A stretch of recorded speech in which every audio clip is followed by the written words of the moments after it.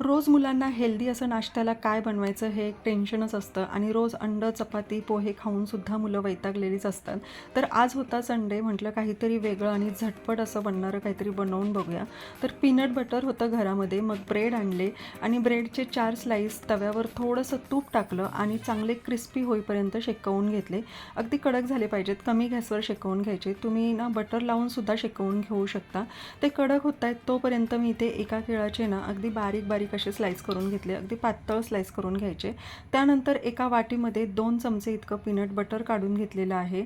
हे थोडंसं कमी गोड असतं, त्यामुळे मी याच्यामध्ये ना थोडंसं मध मिक्स करून घेतलेलं आहे.